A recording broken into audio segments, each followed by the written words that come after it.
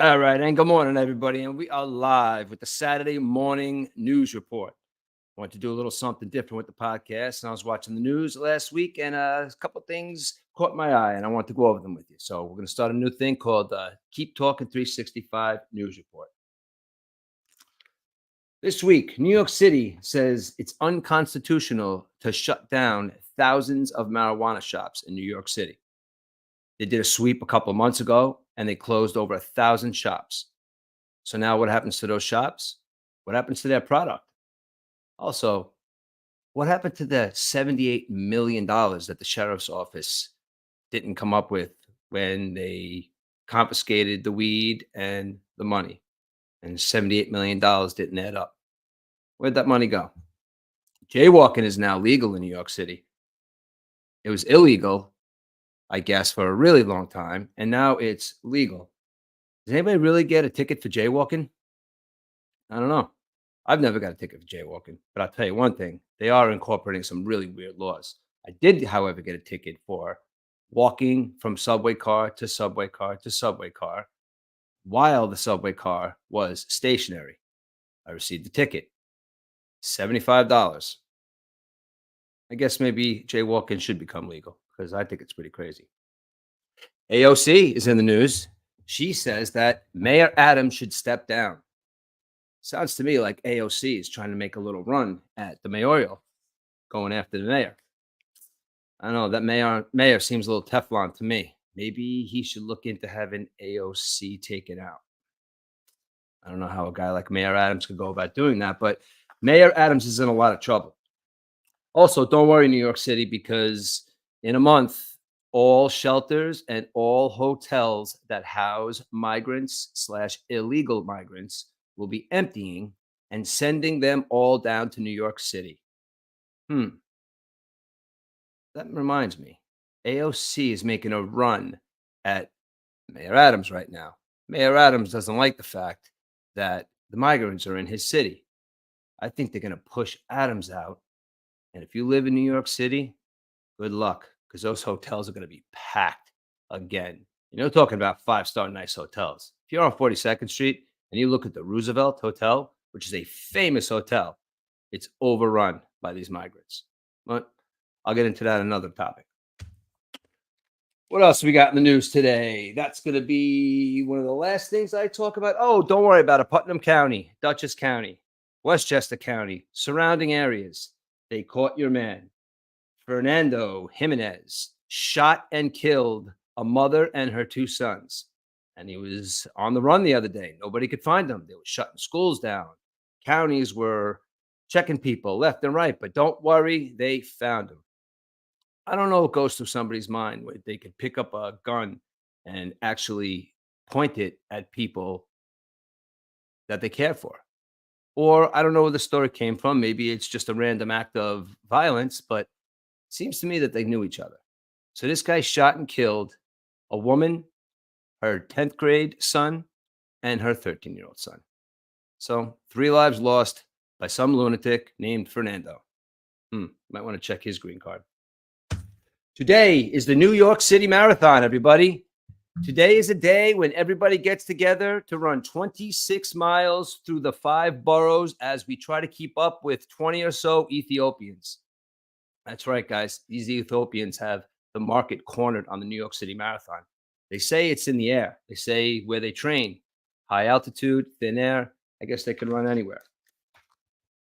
What else is going on in New York City? There's a big story going on down there in New York City, but we are going to get to that in a second. Actually, we're going to get to that right now. Jury selection. That's right. Jury selection has started in the Daniel Penny case. Now, the Daniel Penny case is starting again because if anybody knows, a couple of months ago, if anybody's watched the video, Daniel Penny was the man that jumped into, I wouldn't say, let me restart this. Daniel Penny is the guy that somebody filmed with a big S on his chest, choking somebody out on the subway. Now, I say he's got an S on his chest because that's kind of how I see it. I kind of see him kind of as a hero that day. But There's a big controversy going on because there was a video the other day of about 6 or 7 Black Lives Matter got people standing out there yelling and screaming with the family of Jordan Neely. Now, the main issue is the other day, anyway, was the fact that this woman that is presiding over the jury selection has presided over a lot of juries in the, in the last 20 years or so, where let's just say that the verdict didn't go as the people wanted. But this woman is now involved in the Daniel Penny case. Now, this jury selection is going to happen, ladies and gentlemen. Now, what they're screaming and yelling about out there in the street is the fact that they are saying that this case right here is all about race. Now, why is this case all about race? The only reason why I see this case being all about race is the fact that Daniel Penny is a white man and Jordan Neely is a black man. And we should know that Jordan Neely was a little crazy. Now that we know that, we went through his medical history. Jordan Neely was harassing people on the subway. We know that. Jordan Neely was menacing people on the subway. And Jordan Neely talked about killing people on the subway. So, this day and age in New York City, everybody has the urge to pick up their cell phone and say, let's film the crazy guy, instead of what Jordan Neely did. Now, Jordan Neely jumped to action. Like I said, he ripped that brown coat off, had a big S on his chest, and he jumped to action. Put a chokehold on this young man. Now, you see the video. It is a chokehold. Now, this is where the gray area comes in for everybody. Should he have stopped, or should he have continued to try to subdue him? Now, as I look at the news today, new video is coming out. Now, guys, don't get me wrong. I like to look at things for what they are, and they're not always, as you say, black and white. There are there are stuff in the past. I'm not a complete lunatic. There is racial incidents. Breonna Taylor case, for instance. What happened there? I don't know.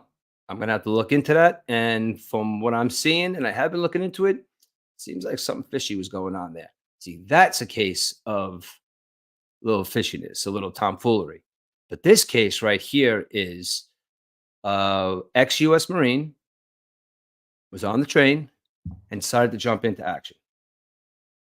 Now, they're also trying to say that it's going to make it a case for vigilantism, to make it okay for vigilantism. Now, the way everything is today is the police department really has their hands tied in a lot of cases, meaning they're really not allowed to do anything. They're really not allowed to touch people. They're really not allowed to kick people out of, off the street. They literally have their hands tied and have to watch all this craziness go on. So herein lies people like Daniel Penny and others like him that have just had enough of people behaving badly in New York City. So with this influx of migrants coming into New York City, the Daniel Penny case at peak right now, people are mad. The election is coming up in a couple of days. I'll get to that in a second. Daniel Penny right now jumped into action to try to save lives. And there's a possibility he may go to jail for 15 years and be labeled a racist. Now, that to me does not seem fair. So let's look at this case with an open mind and a broad spectrum and say that, let's be honest, and let's look at stuff for what they are.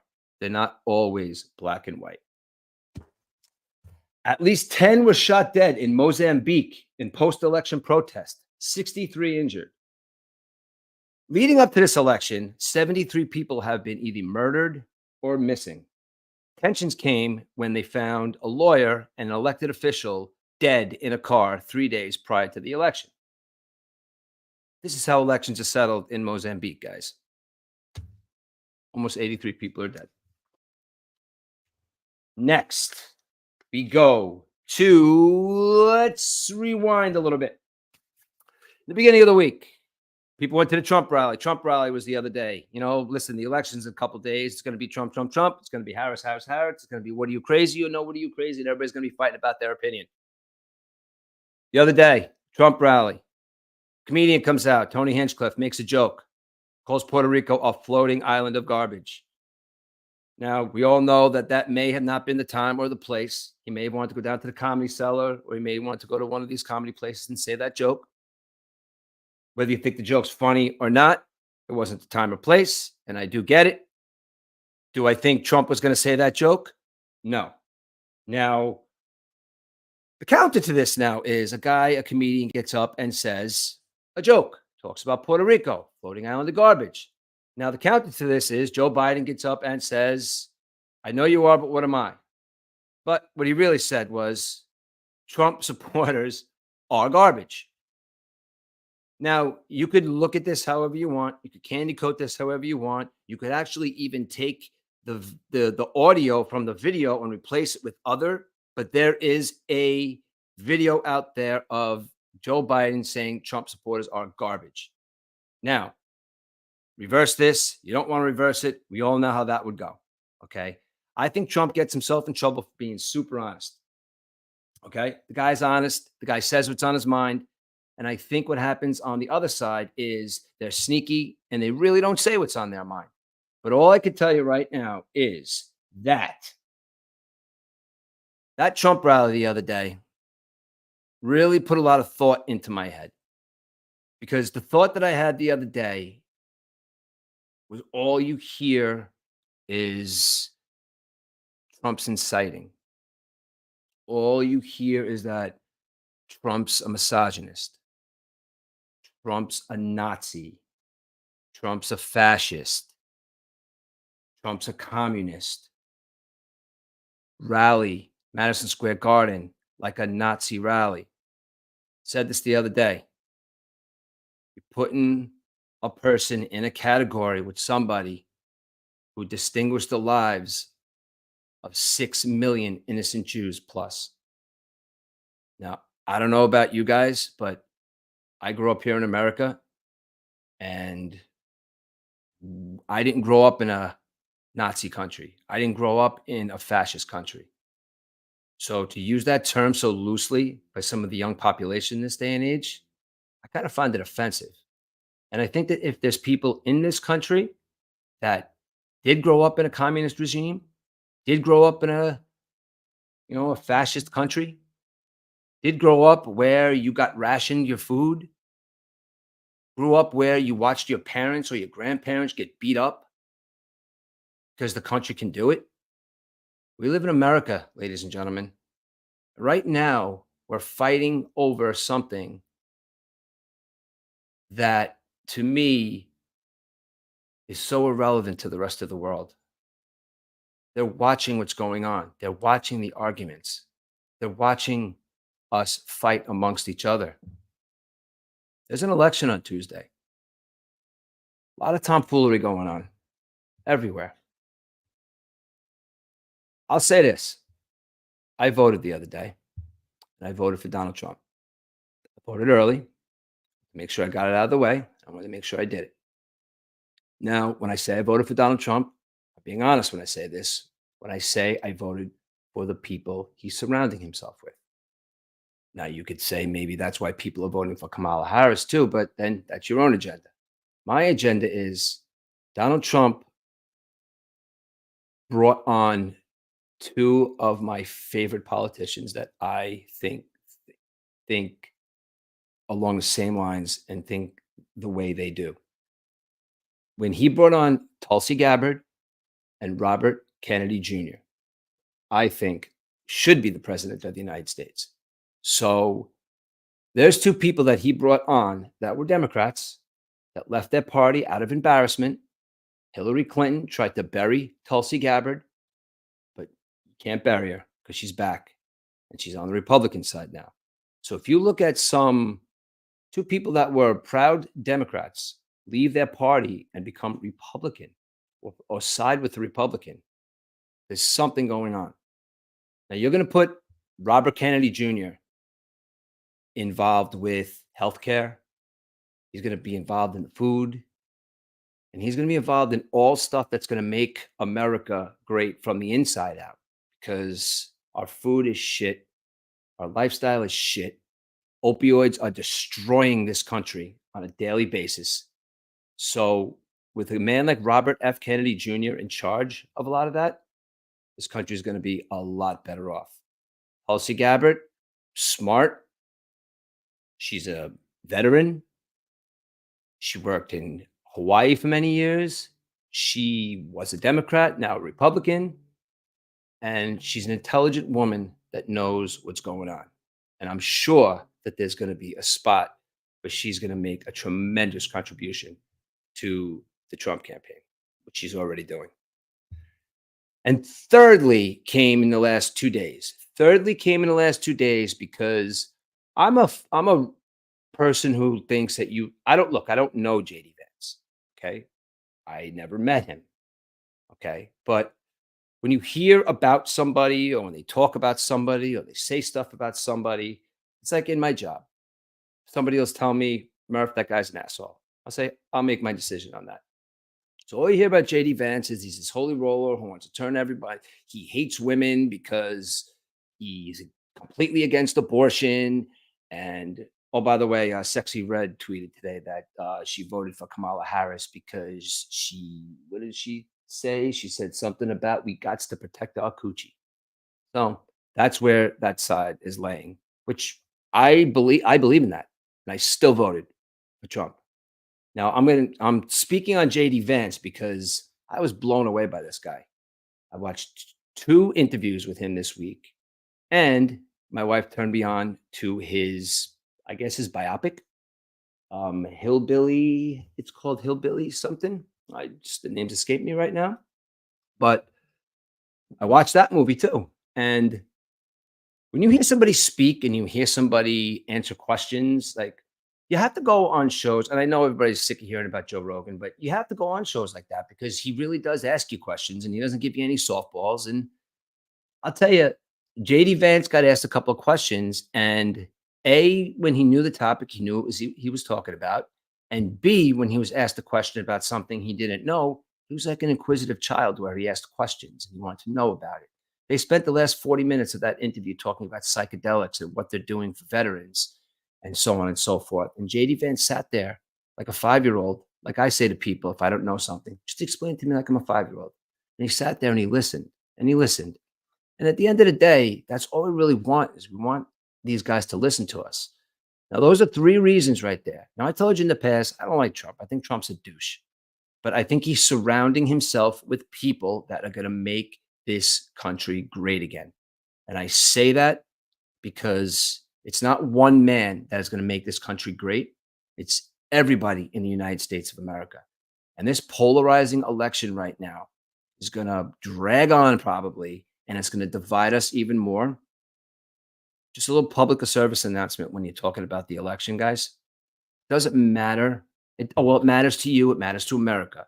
But when you have close family and you have close friends and people that you love, people that you care about, and people that you have left your children with, or people that are around you that you trust and love, and you don't speak anymore because of the fact that you walked into a booth and voted for Donald Trump, or you walked into a booth and you voted for Kamala Harris. That is a right that we have as US citizens. That is a right that we have to follow some type of laws or rules that we see that are right. That's the way America is. We all have our own opinions, and the differing opinions is what makes America great. So I'm going with the fact that Donald Trump surrounds himself with people that I see in politics that are going in the right direction. So when you want to talk about the election and why people vote, that's fine. But do not let it destroy relationships. I'm going to say it one more time. Do not let this election destroy your relationship with your family or friends. It's not worth it. Because at the end of the day, it's going to be us as American citizens that are going to have to stick together. Republican, Democrat, Independent, whatever you may be, we are all going to have to stick together soon, guys, because I hate to tell you, but one side or the other, they don't give a shit about you either way. The only people that give a shit about you in this country is yourself and your fellow Americans. So let's stop relying more on people and let's stop telling them how to vote or telling them what to do. Let's strike up conversations and find out what's really going on because there's a lot of shit going on and we got to get to the bottom of it. So, my little rant on that. Now, do I have to get to anything else related to what I just said? All right, in sports, I want to make this sports brief because tomorrow morning the Murph and E-Dub show is going to come to you, and we're going to elaborate a lot of these stories and have a whole bunch more to say. Yankees lost, guys. Yankees lost. You can't make errors like that. You can't make 3 errors in 1 inning and expect to win the World Series. That's A. B. Juan Soto gone. Most likely going to be a New York Met. Everybody knows I'm a Mets fan. I would love it. I think that would put the Mets completely over the top. It would be crazy. But as a baseball fan, why would he want to stay there at that point? Their leader, their MVP, their all rise, their Aaron Judge had an amazing season, MVP caliber season. But there has to be something said when people and athletes do not come up big. He was small. He didn't do a thing for the Yankees. As a matter of fact, he dropped a fly ball right to him. Listen, I am not a Major League Baseball player, obviously. I am not a professional athlete. I'm an observer of a game in which the Yankees had to win. And Aaron Judge, even the night before, with your little bullshit single, kind of like when A-Rod used to hit home runs. A-Rod would hit home runs when it's 8-2 Yankees, and he would pour on one more home run to make it 9-2. Aaron Judge, you do not have the balls. You do not have the fuck you in you to be the leader of the Yankees. Great regular season baseball player, but the Yankees should have a definite problem with you. Another guy who didn't bring his balls either was, I'm telling you guys, Garrett Cole. Garrett Cole, yeah, he came in, struck out the side, but then it was just, he couldn't maintain it. He couldn't maintain that Los Angeles Dodgers offense, which is relentless.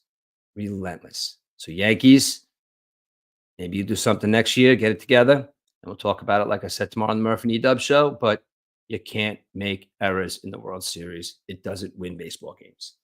The Jets played a great second half the other night where they beat a mediocre, maybe a little bit better than mediocre Houston Texans team. Look, they sacked CJ Stroud 8 times. You hear me correctly? 8 times. But you know what? They were running all over the place. The Jets defense cannot stop the run. I'm hoping that maybe this is something that they could build on. I'm hoping that this is something that they could push forward with. I'm hoping that they're on the same page, the offense now. I'm hoping that the defense could get fired up, but I'm still a hopeless Jets fan. Okay. Yes, Aaron Rodgers threw 3 touchdown passes the other night. I don't know if anybody's seen it, but those catches by Garrett Wilson were absolutely incredible. They were amazing catches. Is he maybe coming to? Is he maybe learning the playbook now? Are they maybe switching up the playbook a little bit with that little, that fancy pa the other night with the yak? Now, listen, I was all about that nickname when they drafted him, but the yak needed to hold on to that football for 1 more yard because then it would have been a touchdown. But we had definitely some promising stuff in that kid. And finally, the touchdown pass that we've all been waiting for. Davante Adams catches one from Aaron Rodgers. Oh, maybe they're both drinking that cayenne pepper water. I don't care what you say about Aaron Rodgers. I still love him. The Dodgers celebrated their win the other night, and so did their fans. By looting?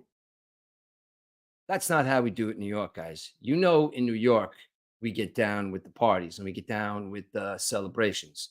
I don't think we're going to loot our own city because our team won the World Series.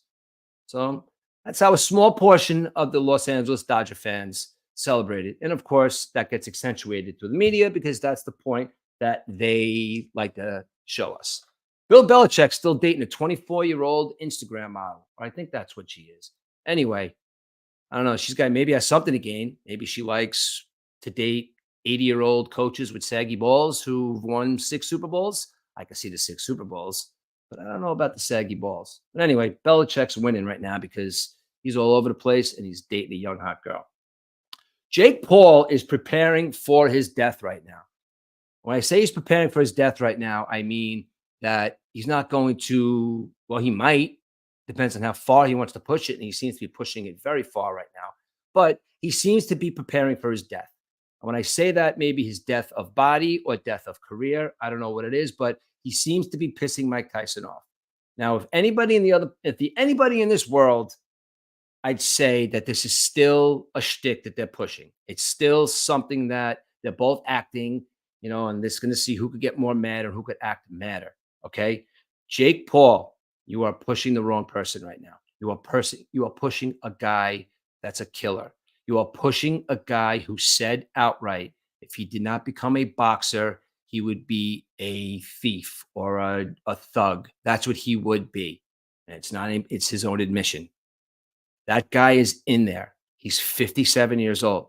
So Jake Paul, if you think you're going to say that stuff, which is fine, you can say what you want. Mike Tyson could choose to say what he wants back, but I think that Mike Tyson is training for this fight. And I think that Jake Paul, this is a matter of you're not really dealing with a stable person. Now, you could come off and be as unstable as you want, but we all know that's an act. We all know your instability, and we all know your craziness is part of your act that you put out there to portray yourself as a tough guy. Okay? You're dealing with a real tough guy now. Now, age isn't going to matter in this when you hit that spot on Tyson, and that spot, I mean, when he blacks out and he kills you. So you're barking up the wrong tree with this guy here. I would have to say 99.99% that Mike Tyson is not fucking around.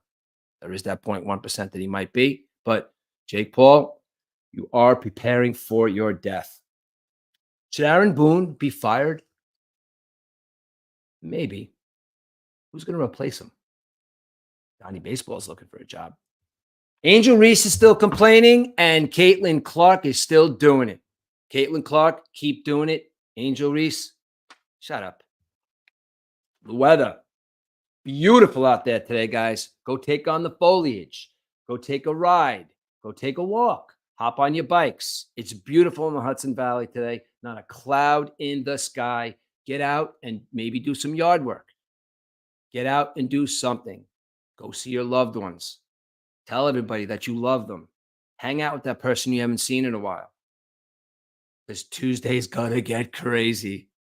Election day is coming, guys. So kiss your loved ones. Tell them you love them. It's a beautiful day. Get out there, see the foliage. And you know what? Let's enjoy the day. In entertainment news, P. Diddy's still in jail. Isn't it amazing that we were flooded with P. Diddy stories in the last couple of days? In the last couple of days, we really haven't heard much. Well, I think that there is a whole bunch of really famous people, really powerful people that are gearing up with lawyers right now. Now, I'm going to have to say that the amount of privileged people, the amount of rich people, the amount of powerful people that are going to come out in this is going to be staggering, to a point where there are not going to be enough lawyers to handle all these cases. The amount of money that's going to exchange hands with bribes and this and that is going to be staggering. I wish there was somebody out there that could keep track of this, but I don't think there really is, because everything you hear right now is hearsay. In entertainment, in the news, in the election, people are even saying that some sports are fixed. What are we doing? Are we living in a simulation? Somebody controlling what's going on? Somebody know what buttons to push? I don't know. But I got to tell you, right now, P. Diddy is in jail. And he fucked up a lot of people. Somebody fuck him up. Is the real demon out there? Is the real devil out there? Catholics, Jews, Muslims, and pick your religion. Your savior needs to come now. We're starting to eat each other from the inside out. I know this report took a turn for the dark. It's true, guys. We are starting to eat each other from the inside out, and it's really dark right now. So your savior needs to come because evil's here. And evil is here to stay unless we come together as a people and not divide. So that's my shtick on P. Diddy. Anything else we got out there that I want to talk about? We talked about the Jordan Neely case. Talked about the Biden Trump supporters. We talked about Sexy Red. One more thing I got to bring up because it made news last week and it's probably going to make news again this week. Nick Bosa.